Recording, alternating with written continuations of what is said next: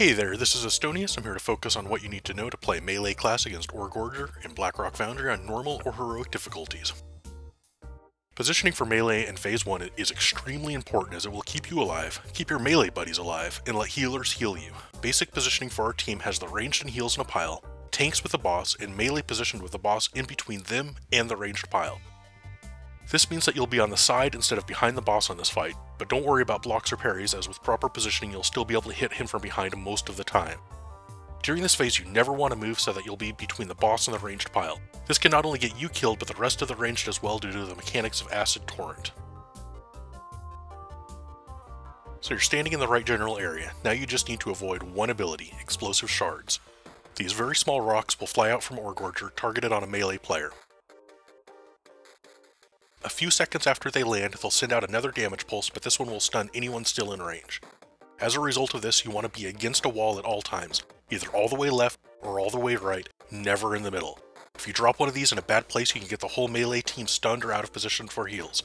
Might be tempting to use the space directly behind the boss as you see here, but that will put you out of line of sight from your healers, which is never a good position to be in. The boss has an ability that can and needs to be interrupted, Blackrock Barrage. You will cast this in waves of 3 and the cast time is very short, so your team needs 3 dedicated and ready interrupters, preferably with a backup for each one.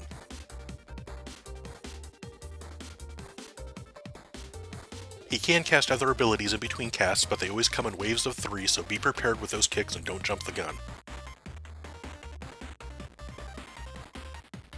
When he runs out of mana, he'll go into Phase 2. This is a big mess at first as you learn the fight, but if you take some time to prepare, be accepting of wipes, and learn how Oregorger moves, you'll be able to predict where he will go and thus where it is safe to be.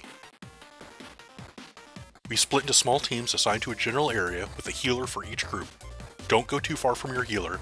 Oregorger does increasing amounts of nature damage every time he hits a wall.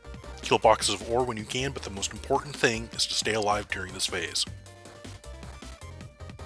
After he eats enough ore, the phase ends and Phase 1 is repeated. If you lost any interrupters during the rolling, make sure your team has someone to take their place. Make sure you get back into position so you don't eat any acid torrents, mine the explosive shards, and you'll have them down in no time.